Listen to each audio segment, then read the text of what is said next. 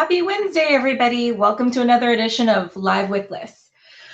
Last week, we were talking about publications, legal publications, and we went through some of the general publishers that are out there. We talked a little bit about aggregators and what those are and how to identify legitimate publishing opportunities. This week, we're talking about publishing still because this is such a beast of a topic that we needed more than one session. And today, I'm going to get into the meat a little bit of some of these publishers that we're familiar with. These are mostly specific to IP, but there are some bigger legal publishers out there that are pretty well known. You might be familiar with Bloomberg or Wolters Kluwer or maybe Thomson Reuters or some of these other really big ones. And on the aggregator side for law, the ones we look at the most or that I look at the most have been Lexology and Mondac, but there are those like JD Supra and some others that, you might come across that are pretty well known that give you a platform for publishing your own content. Now, one of the things that we want to look at when identifying these different publishers and understanding how they work together is the relationships between them. What I mean by that, the publishers are often big media companies or big publishing companies, and they have umbrellas. So they have larger companies that own the different titles or even different publishing companies within them. It's important to understand these relationships for a lot of different reasons. One of the main reasons is that you can leverage your investment better if you understand who works together and if they're all receiving the money. Good morning, everybody. Buenos dias, Evangelina. Good morning, Leah. Hi, Mariana. Lovely to see you all here again. Bon dia. So when we're looking at these relationships and we're understanding how they work, it's not just about leveraging your investment and being able to negotiate better, understanding those relationships. There are some other considerations too.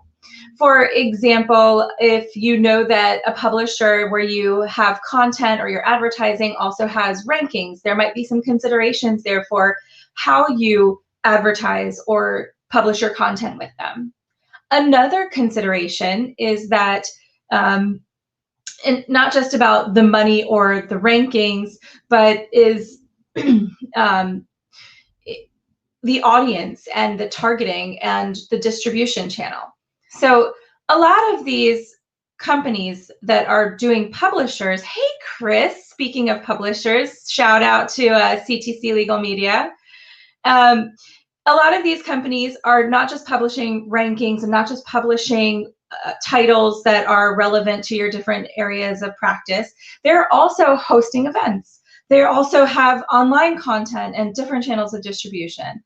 They also usually exhibit at a lot of these big conferences that so many of my IP colleagues like to frequent. And that's one of the ways that they're investing in their audience and building their channel of distribution even more.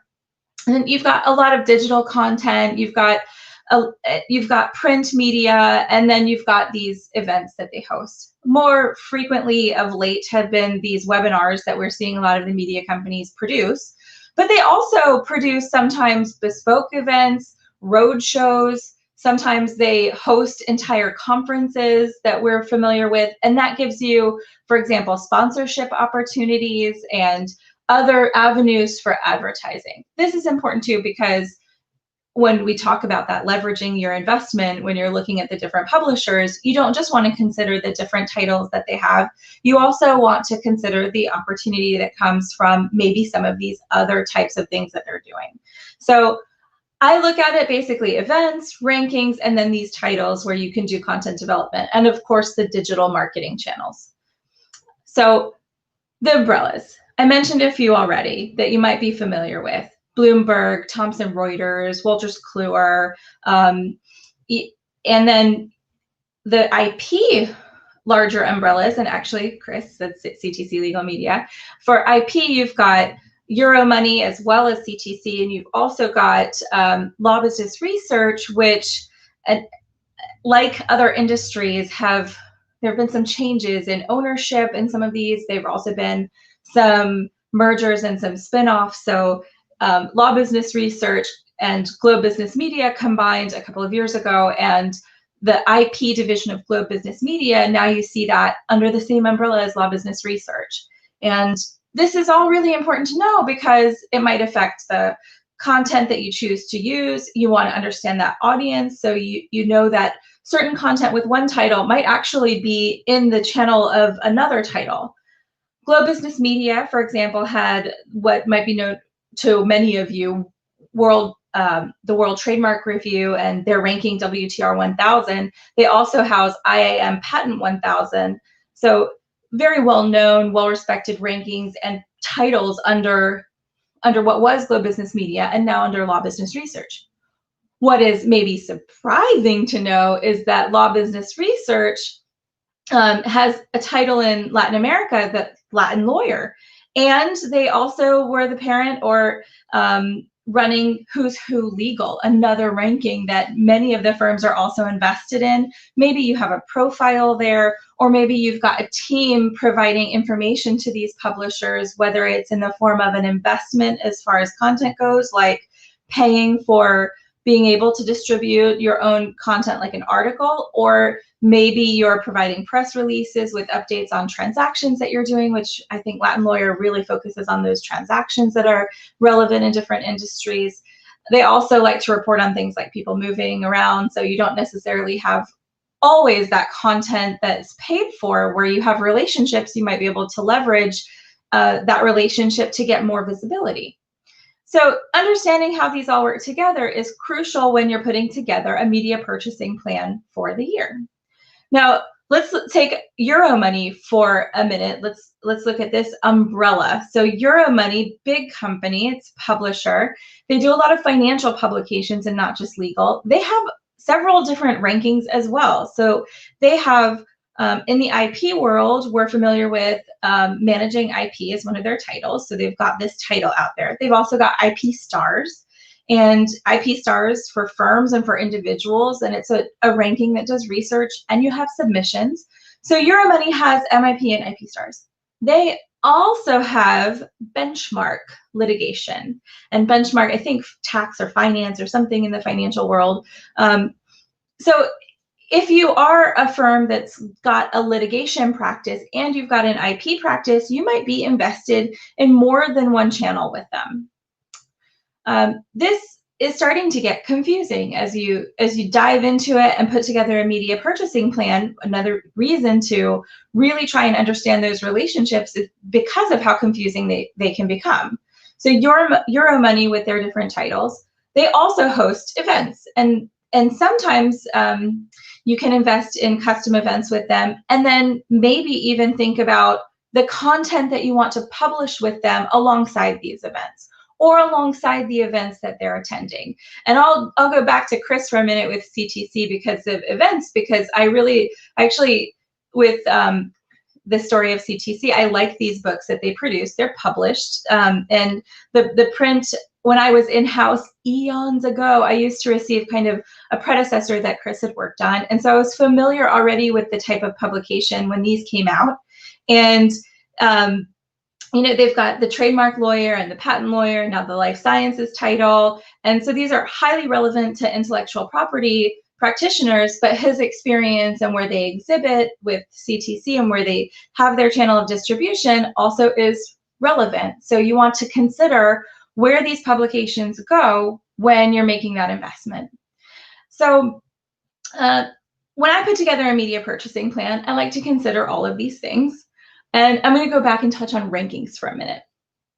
So you have, in general sense, publishers that have rankings, and then you also have big rankings companies, and a ranking is a type of publication that are now also starting to do events, hosting events in their own right, and also publishing titles. Some of them have done it for a long time, and some of them haven't.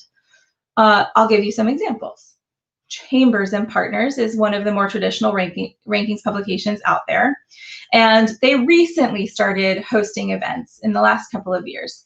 They also had some leadership and ownership changes at Chambers and Partners, so this could be a reflection of the new intention of the company, but also that this is important and relevant. And they've also started publishing guides. As they get their feet wet, they've got their name recognition to really hold on to, but I like to see how these publications do and work and look and see if I have anybody who can inform me on a return on investment before I start recommending them. Now, from Chambers and Partners, this is kind of big Chambers and Partners stories, right? There have been a lot of other publishing companies that have spurred off of Chambers and Partners. These are publishing companies that were started by people who worked at Chambers and Partners or had experience there. And so the first one that comes to mind is the Legal 500. And the Legal 500 is also a ranking publication. So they have profiles that you can invest in. And even if you don't invest in a profile, usually if you're included in a ranking, you'll appear. That's true for most of them. But the Legal 500 also has publications that they put out. And they have several publications for general counsels, and this enhances their audience. And if their audience is general counsels and your intention is to get your content in front of general counsels, that could be a consideration for you. Aside from that, they have these guides that they produce, and actually their method is pretty interesting. They've got a law firm that signs up to be the editorial law firm that helps produce it, and then from there they reach out and have usually one firm per jurisdiction contribute, and it's usually a guide to a specific practice area, and those can be very useful. They have a longer shelf life. They're distributed. That means it's distributed for a longer period of time. Usually a year is how long those stay relevant, instead of the turnover of the regular magazine that might be monthly or quarterly or semi-annually, and lasts a little less time. But it is interesting to see where these have gone. It's not just the Legal 500, though, that came off of Chambers and Partners. And if you do a LinkedIn search for people who used to work for Chambers and Partners, it's an interesting number that comes up. But there are a lot of publications where many of these people work. And there are new ones cropping up all over the place all the time. There are literally thousands of publications out there, hundreds that are considered legitimate or that by organizational standards, not my own. Like, for example, the Legal Marketing Association will tell you which ones work and which ones don't. But the whole point of this is to really understand that it's not usually just a title that you're considering, and it's not usually just an article when people are reaching out to you from the sales side to say, hey, I have an opportunity for you.